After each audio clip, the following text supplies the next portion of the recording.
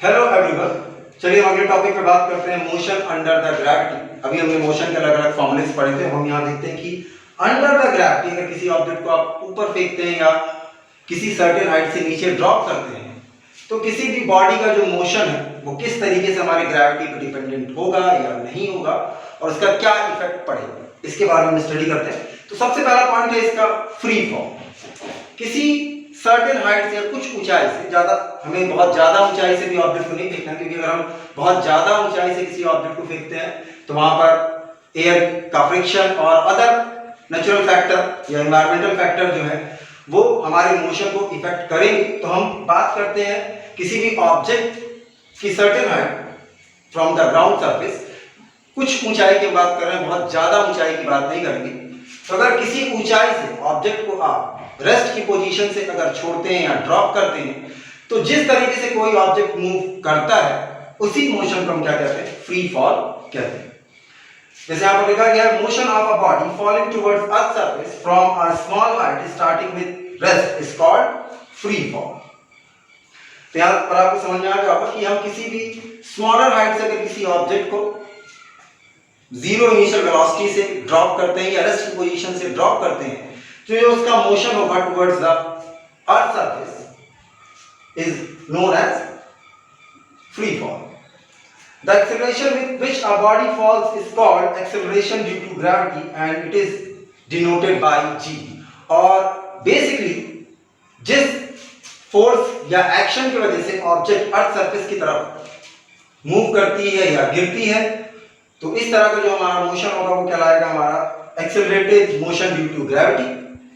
और जो हमारी ग्रेविटी है इसको हम स्मॉल g से रिप्रेजेंट करते हैं। किसी भी अर्थ सरफेस के पास जो हमारी g की वैल्यू है वो 9.8 मीटर पर सेकंड स्क्वायर के बराबर होती है। तो यहाँ पर एक दूसरा फैक्टर आता है कि अगर हम बहुत ज्यादा हाइट ले लें तो किसी भी बॉडी पर क्या का जो मोशन होगा उस पर एयर फ्रिक्शन और अदर जो हमारे एनवायरमेंटल फिनोमेना है अगर उनका इफेक्ट पड़ रहा है तो क्या वाकई में फ्री फॉल या मोशन अंडर द ग्रेविटी किसी भी ऑब्जेक्ट के मास पर डिपेंडेंट है या नहीं। तो बेसिकली अगर हम दो अलग अलग वेटेड के मास को दो अलग अलग मास वाली बॉडीज को एक ही पॉइंट से एक ही साथ अगर फ्री फॉल करते हैं, अगर इनकी हाइट बहुत ज्यादा नहीं है तो दोनों ही ऑब्जेक्ट ग्राउंड को सेम टाइम पर हिट करेंगे। इसका मतलब ये हुआ कि इनके मास का इनके फ्री फॉल से कोई भी रिलेशन नहीं। बट आइडियल कंडीशन में एयर का फ्रिक्शन और जो हमारे अदर एनवायरमेंटल फैक्टर है उनको हमने ऑलमोस्ट जीरो या नेग्लिजिबल मान लिया है।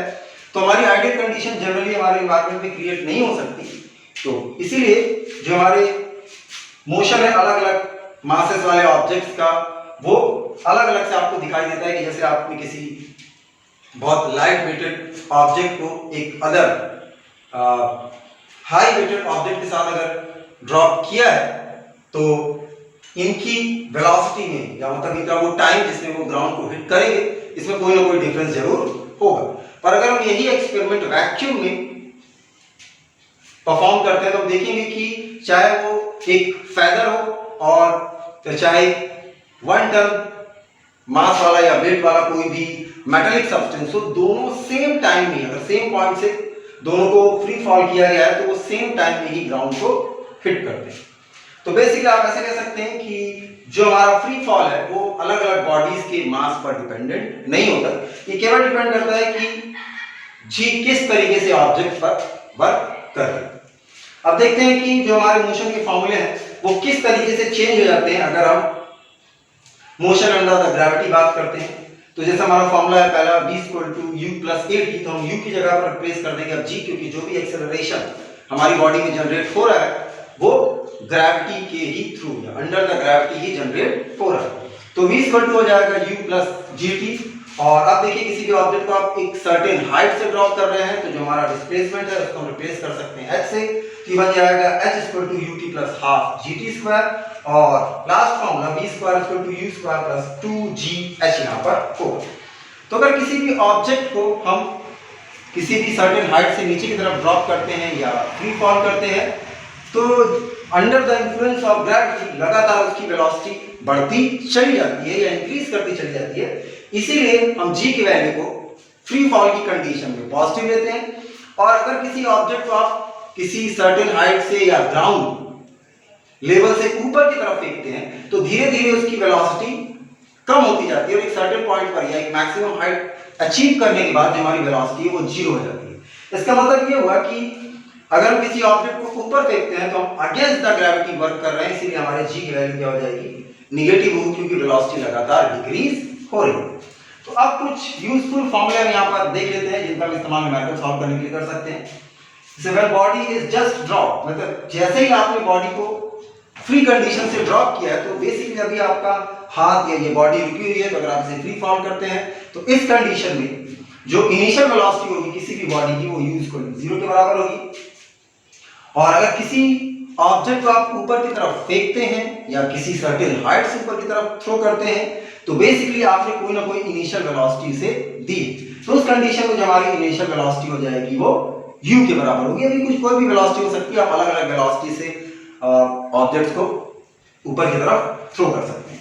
तो अब देखते हैं कि क्या मैक्सिमम हाइट जो हमारी रीच होगी किसी भी ऑब्जेक्ट को जब हम ऊपर की ओर थ्रो करते हैं तो वो क्या होगा, ये होगी h = u²/2g। अब ये किस तरीके से आपको मिला, तो जैसे हम देखते हैं हमारे पास फॉर्मूला है v² = u² - 2gh। तो अब किसी ऑब्जेक्ट को अगर आप ऊपर की तरफ फेंकेंगे तो मैक्सिमम धीरे धीरे उसकी वेलोसिटी डिक्रीज होगी और मैक्सिमम हाइट पहुंचने के बाद जो हमारी फाइनल वेलोसिटी है वो 0 हो जाएगी। तो अगर आप इसे लिखते हैं 0 = u² - 2gh, तो यहां से आप एक्सप्रेशन निकाल सकते हैं h = माइनस माइनस कैंसिल कर दीजिए u²/2g। तो यही फॉर्मूला यहां पर लिखा गया है जो हमारी मैक्सिमम हाइट अटेन करेगी कोई भी ऑब्जेक्ट जिसे हमने इनिशियल वेलोसिटी u से ऊपर की तरफ थ्रो किया है, तो ये हो जाएगा हमारा u²/2g। Time of ascent and time of descent, मतलब ऊपर जाने में और नीचे आने में जो लगा समय होगा या जो टाइम टेकन होगा वो दोनों ही कंडीशंस में बराबर होगा। अब ये हमारा जो दूसरा रिलेशन आया है u/g, ये किस तरीके से डिराइव होता है देखते हैं। जैसे v = होता है u - gt, जब आप ऑब्जेक्ट को ऊपर की तरफ थ्रो कर रहे हैं तो मैक्सिमम हाइट पे वेलोसिटी हमारी 0 हो गई, हो जाएगा u - gt = -u, then t = u/g। तो ये हो जाएगी हमारे ऊपर जाने में लगा हुआ समय या किसी भी ऑब्जेक्ट के नीचे आने में लगा समय। अब हम बात करते हैं टोटल टाइम ऑफ फ्लाइट, ऊपर जाना और नीचे आना दोनों ही कंडीशंस में जो हमारा ऑब्जेक्ट है वो एयर में है, तो जो हमारा टोटल टाइम ऑफ फ्लाइट होगी वो time of ascent plus time of descent के एडिशन के बराबर होगा। तो u + g आप ऐड करेंगे तो आपको मिलेगा 2u/g। तो जो हमारा टोटल टाइम ऑफ फ्लाइट हो जाएगा वो हो जाएगा 2u/g। Velocity of a fall at the point of projection, जिस पॉइंट से आपने ऑब्जेक्ट को ऊपर की तरफ फेंका है तो जब वो नीचे की ओर आएगा एक मैक्सिमम हाइट को अटेन करेगा जहां पर उसकी वेलोसिटी 0 हो जाएगी और अंडर द ग्रेविटी फिर से वो जब नीचे की तरफ आएगा तो जिस पॉइंट से आपने किसी भी ऑब्जेक्ट को ऊपर की तरफ थ्रो किया है उसी पॉइंट पर दोबारा लौट कर अगर वो ऑब्जेक्ट आता है तो उसकी वेलोसिटी उतनी ही होगी जितना इनिशियल वेलोसिटी आपने ऑब्जेक्ट को दी। इसका मतलब ये हुआ कि अगर आपने u वेलोसिटी से किसी ऑब्जेक्ट को थ्रो किया है तो जब ये वापस लौट कर आएगा तो इस पॉइंट पर जो हमारी वेलोसिटी होगी वो फिर से u के बराबर ही होगी। तो बेसिकली आप कह सकते हैं कि u से वेलोसिटी पहले डिक्रीज हुई और 0 तक गई और 0 से फिर से इंक्रीज हुई और u तक फिर से आ गई। अब velocity attain bye a body drop from height h, अब किसी हाइट h से अगर किसी ऑब्जेक्ट को आप ड्रॉप करते हैं तो वो कितनी मैक्सिमम वेलोसिटी अटेन करेगा। तो यहाँ पर देखिए v हो जाएगा √2gh। तो हमारी जो ये कंडीशन है किस तरीके से अराइव हुई है, डिराइव हुई है। तो अगर किसी भी बॉडी को आप फ्री फॉल करते हैं अंडर द ग्रेविटी तो जिसकी इनिशियल वेलोसिटी हो जाएगी वो 0, तो v² हो जाएगा 2gh, तो v हो जाएगा √2gh।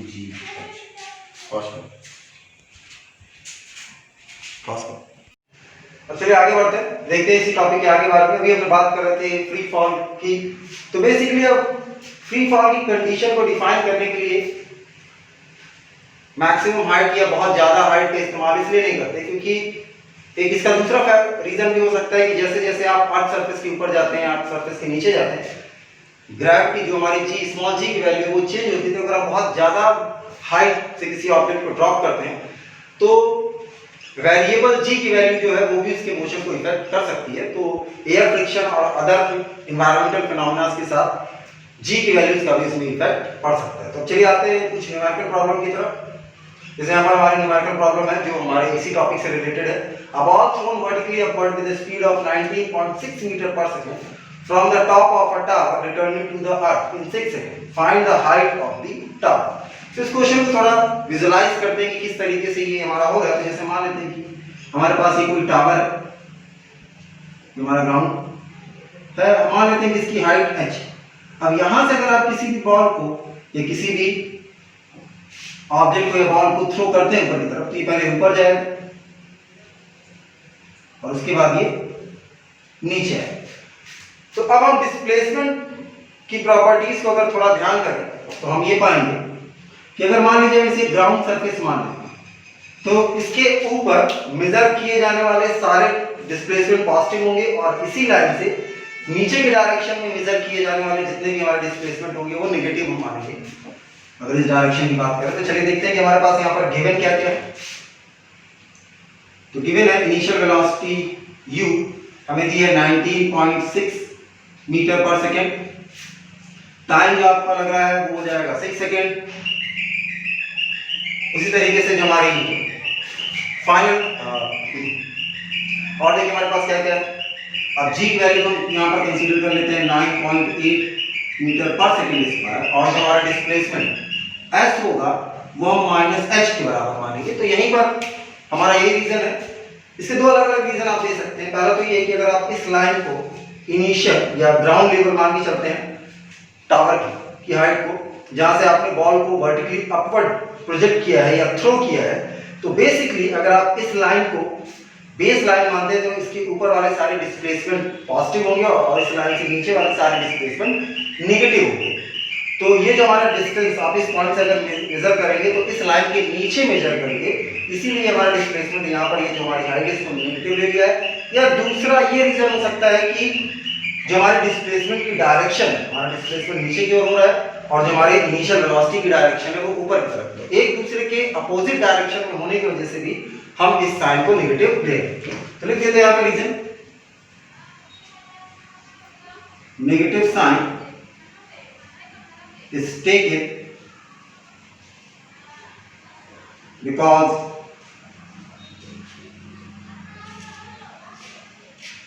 direction of displacement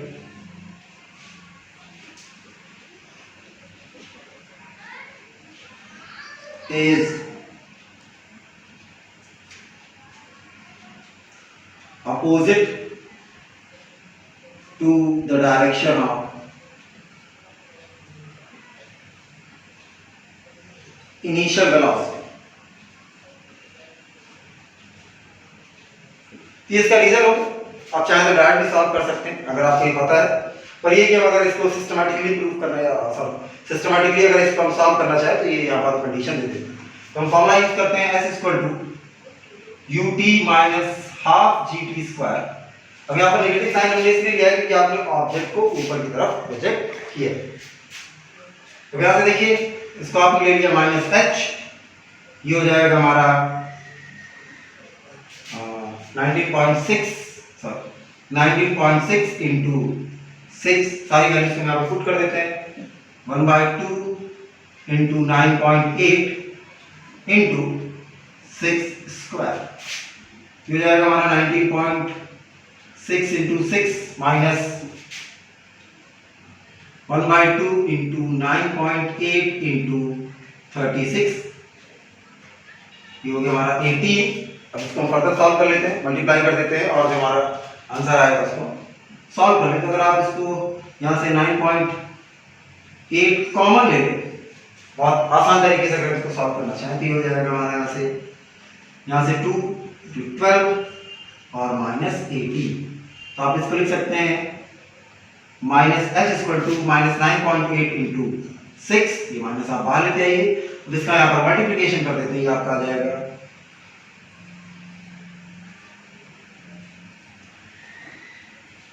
minus से माइनस कैंसिल कर दीजिए, एच हो जाएगा 58.8 मीटर। तो हाइट ऑफ टावर क्या हो जाएगी हमारी 58.8 मीटर।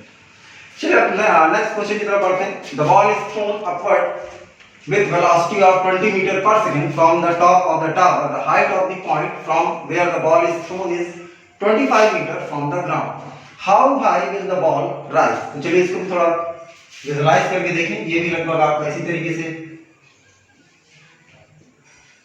डायग्राम बनेगा कि हम 25 मीटर हाइट वाले टावर से किसी भी बॉल को अपवर्ड डायरेक्शन में प्रोजेक्ट करते हैं और ये हमारे ग्राउंड पर आकर लैंड करता है। तो पहले तो आपको बताना है कि जो हमारा हाईएस्ट मोस्ट पॉइंट है, ये बॉल कितनी हाइट तक राइज करे। तो देखिए हम ये मान के चलेंगे कि जो हमारा हाईएस्ट पॉइंट होगा वहां पर जो हमारी फाइनल वेलोसिटी होगी वो 0 हो जाएगी। तो देखिए हमारे पास सॉल्यूशन में गिवन क्या क्या है। गिवन है हमारे पास इनिशियल वेलोसिटी u आपको दी गई है 20 मीटर पर सेकेंड। उसी तरीके से the height of the point from where the ball is thrown is 25 metre from the ground हम मान लेते हैं।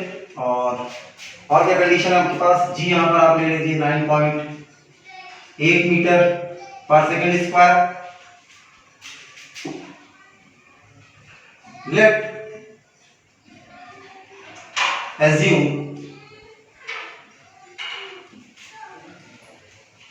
the velocity of the ball at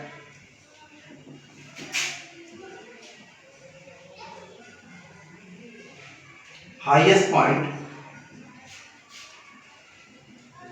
will be 0, then v is equal to 0। तो हम पहले इस पार्ट को सॉल्व कर लेते हैं। ये हो जाएगा हमारे v square equal to u square minus 2gh से।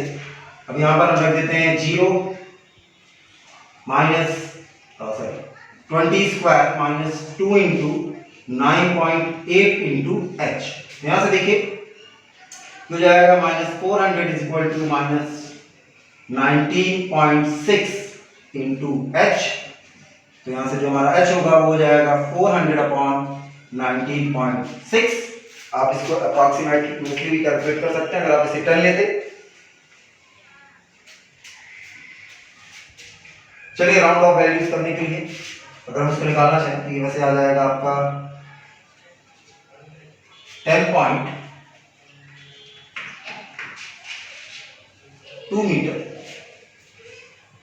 अप्रॉक्स। तो इस वैल्यू को यहां पर ले लेंगे। अब दूसरा, ये हमारा पहला पार्ट सॉल्व हो गया। दूसरा, how long will it before the ball hits the ground. अब यहां पर देखिए जो हमारा टोटल डिस्प्लेसमेंट होगा वो इस टोटल हाइट के बराबर, ये हमारे जो टावर की हाइट है जिस पॉइंट से आप इसे थ्रो कर रहे हैं उसी के बराबर होगा। इसका मतलब ये होगा कि हम यहां पर सेम उस तरीके से सॉल्व करेंगे जिस तरीके से हमने पिछले क्वेश्चन को सॉल्व किया था। अब यहां पर जो हमारा नेट डिस्प्लेसमेंट हो जाएगा वो किसके बराबर होगा, माइनस h के बराबर होगा। तो सेकंड पार्ट देखते हैं। नेट डिस्प्लेसमेंट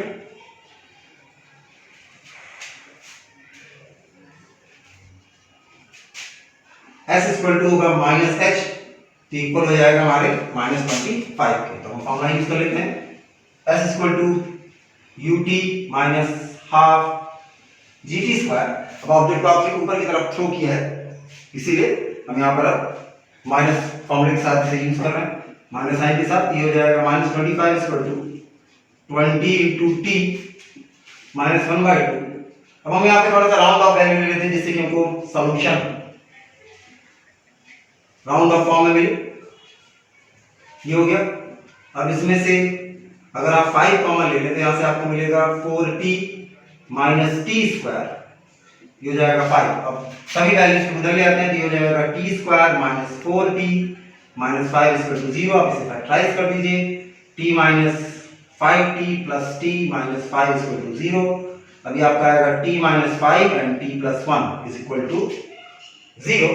तो जहां से t की वैल्यू होगी 5 एंड t की दूसरी वैल्यू हो जाएगी minus 1।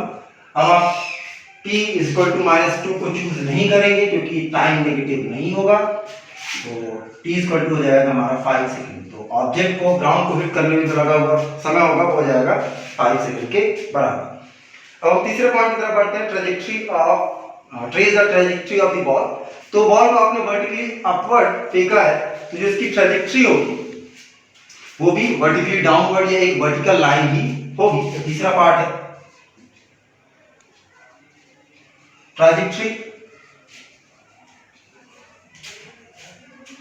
Of the ball is a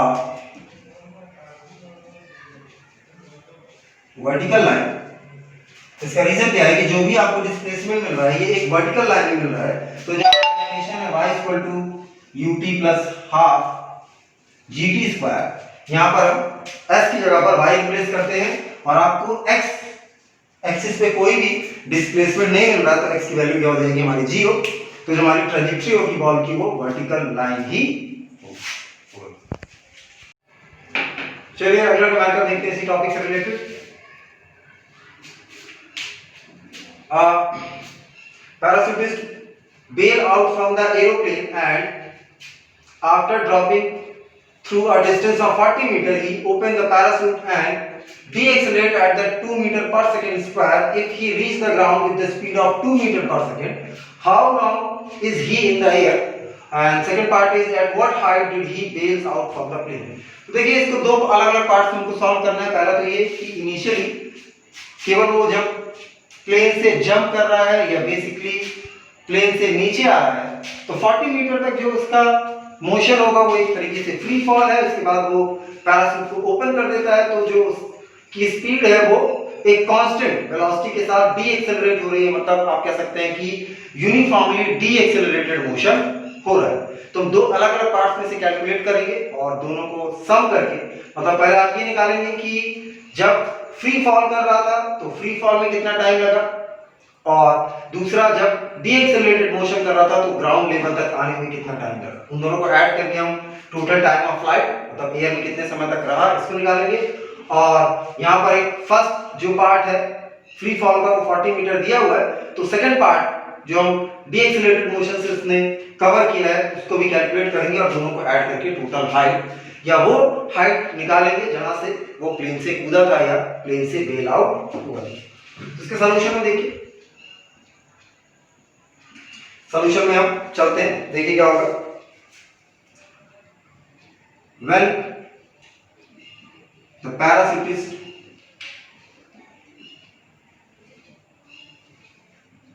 falling free, तो इस कंडीशन में इनिशियल वेलोसिटी हमारी क्या हो जाएगी, u हमारी 0 हो गई है, g हम ले लेते हैं 9.8 मीटर पर सेकेंड स्क्वायर और जो हमारी हाइट है वो कितना है यहाँ पर s कह लें चाहे इसी को आप h कह लें, ये हो जाएगा हमारा 40 मीटर। टाइम पता नहीं आपको और v आपको पता नहीं, तो इन दोनों चीजों को हमें यहाँ पर कैलकुलेट करना है। चलिए कौन सा फॉर्मूला लगाते हैं, पहले हम यूज करते हैं s equal to ut plus half gt square. अब यहाँ पर आपने पॉजिटिव फॉर्मूला लिखा है क्योंकि अब जो हमारा ऑब्जेक्ट है वो अर्थ की तरफ फॉल कर रहा है, इसका मतलब है जो हमारा मोशन है वो मोशन अंडर द ग्रेविटी है, इसीलिए हम formula s equal to ut plus half gt square use करेंगे। ये हो जाएगा 40 is equal to 0 into t plus 1/2 into 9.8 into t square. अब ये हो गया 0, 2 का यहाँ पे मल्टीपल हो जाएगा और 9.8 आ जाएगा हमारे डिवाइड, तो टी स्क्वायर हो जाएगा 80/9.8, तो t इक्वल टू हो जाएगा अंडर रूट 80/9.8। चाहे तो आप इसको डेसिमल हटाकर 800/98 करके सॉल्व भी कर सकते हैं। ये आपका आ जाएगा 2.86 सेकेंड। तो बेसिकली पैराशूट ओपन करने से पहले जो डिस्टेंस 40 मीटर उसने कवर किया है वो डिस्टेंस कवर करने में उसको 2.86 सेकंड का समय लगा। अब हम पता करते हैं कि जो हमारी इस पॉइंट पर वेलोसिटी होगी वो क्या होगी, v equal to u plus gt से यहां से आप कैलकुलेट कर सकते हैं। v इक्वल टू हो जाएगा 0 प्लस 9.8 इंटू 2.86 जो हमारा टाइम लगा था, तो ये अप्रोक्सीमेटली हमारे 28 मीटर पर सेकंड के बराबर आएगी।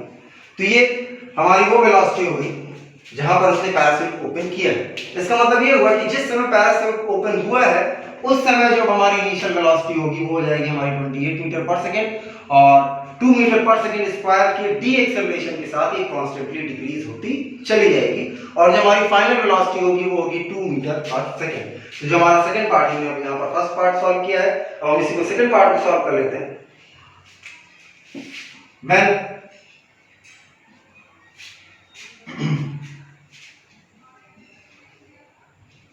parachutist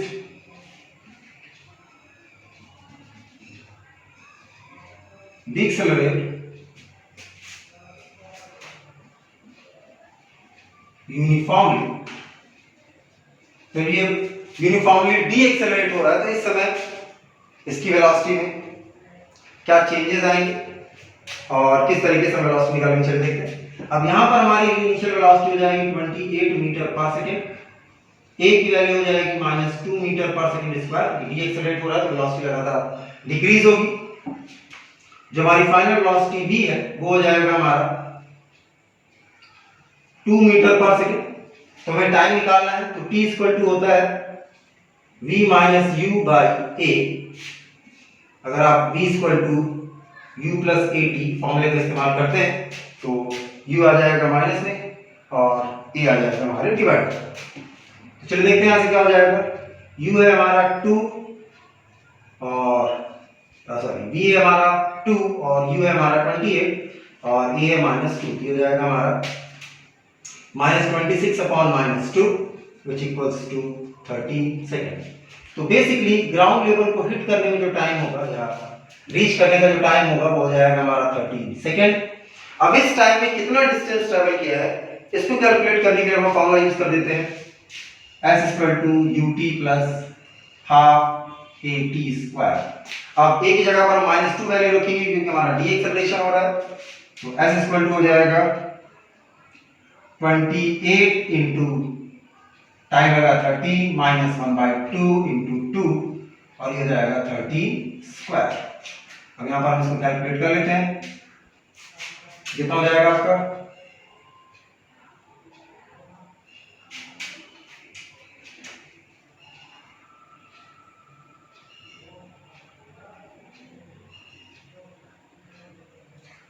that will be 26 and 10 -169। तो आप इसको फर्दर सब्ट्रैक्ट कर लीजिए, कितना आ जाएगा इसका 8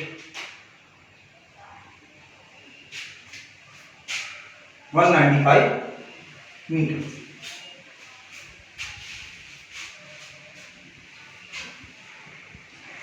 तो चलिए हम पहले टोटल टाइम निकाल लेते हैं कि कितना टाइम लगा है टोटल फ्लाइट का और दूसरा टोटल डिस्टेंस जहां से बेल आउट हुई। तो पहला पार्ट इसका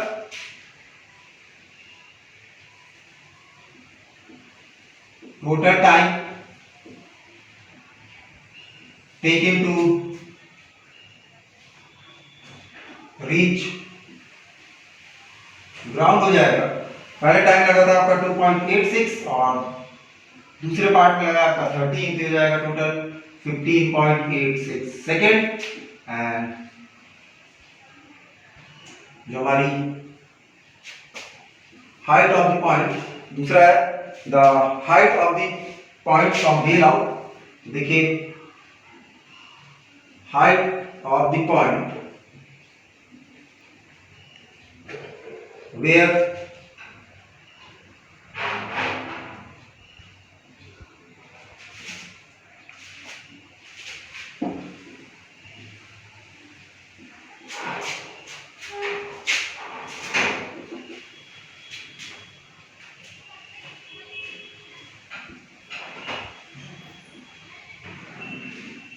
बेल आउट ये हो जाएगा हमारा 40 + 195 विच मीन्स 235 मीटर की हाइट पर ये प्लेन से जो है नीचे की तरफ कूद।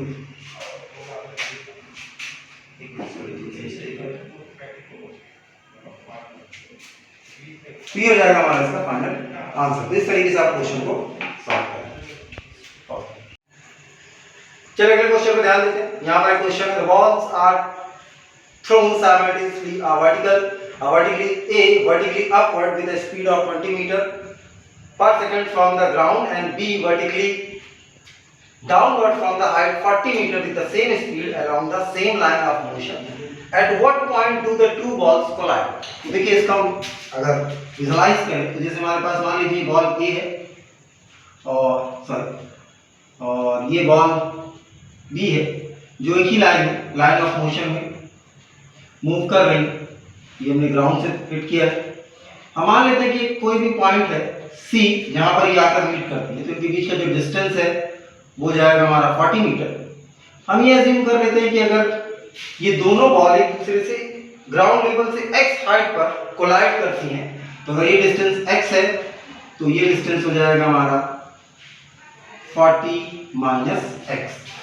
तो अगर हम इसे टाइम फंक्शन के साथ कैलकुलेट करते हैं और ये पता कर लेते हैं कि कितने टाइम बाद ये आपस में कोलाइड करती हैं, तो हम x की वैल्यू को कैलकुलेट कर सकते हैं, इस पॉइंट को कैलकुलेट कर सकते हैं ग्राउंड लेवल से कि किस हाइट पर ये दोनों एक दूसरे से कोलाइड करती हैं या टकराती हैं। चलिए मान लेते हैं, suppose the balls meet each other